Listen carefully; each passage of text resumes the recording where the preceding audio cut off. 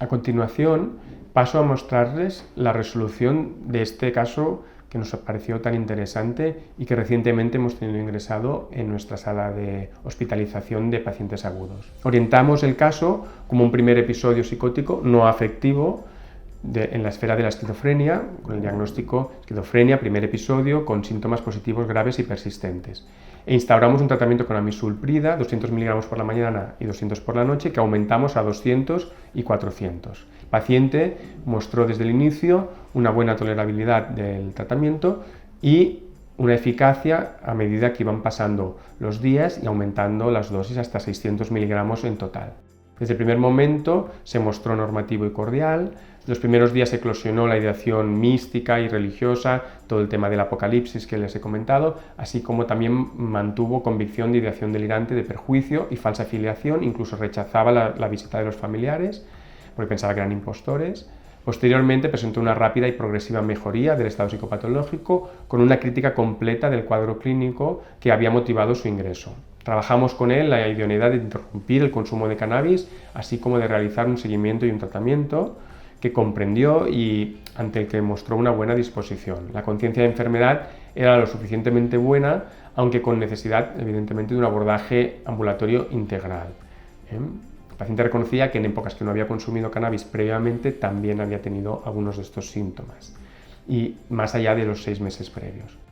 ¿Qué hemos de tener en cuenta en casos como el que os he presentado? Pues en primer lugar, la presencia de síntomas de primer rango en fases agudas no es exclusiva de la esquizofrenia, pues también lo pueden presentar algunos pacientes con trastorno bipolar, pero sí son más frecuentes y más graves en los pacientes con este diagnóstico evolutivo. Los pacientes con diagnóstico también evolutivo de esquizofrenia y trastorno bipolar van a mostrar en común más síntomas psicóticos positivos, mayor excitabilidad, alteraciones formales del pensamiento y paranoia, en comparación a los pacientes del espectro depresivo, mientras que los pacientes con esquizofrenia y depresión unipolar muestran significativamente más síntomas negativos y anergia que los pacientes bipolares. En cambio, los déficits cognitivos son más específicos de los pacientes con un diagnóstico evolutivo de esquizofrenia. Hay evidencia por metaanálisis de una alta estabilidad diagnóstica prospectiva en la psicosis del espectro de la esquizofrenia, seguida de las psicosis afectivas, por encima alrededor del 90 y del 80% respectivamente, sin diferencias entre los síntomas CIE y DSM. La estabilidad de otros diagnósticos, en el primer episodio que a veces hacemos, como psicosis breves, psicosis no especificadas, es baja. Esta estabilidad a los 5 años, la mayoría de estos pacientes cambian al diagnóstico hacia esquizofrenia.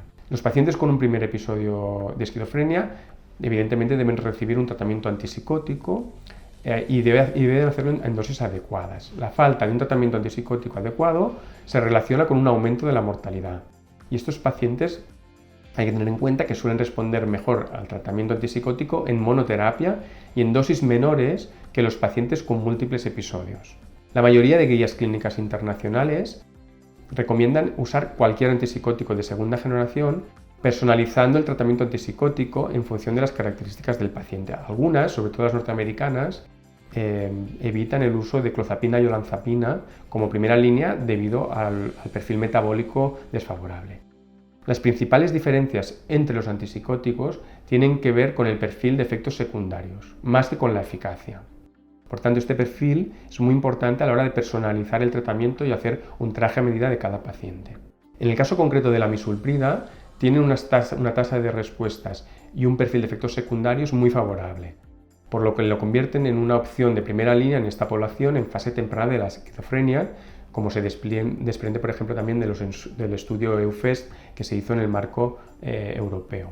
Quiero terminar esta presentación señalando algunos factores clave que nos ayudaron en la resolución de este caso y que fueron las bases de las decisiones que tomamos.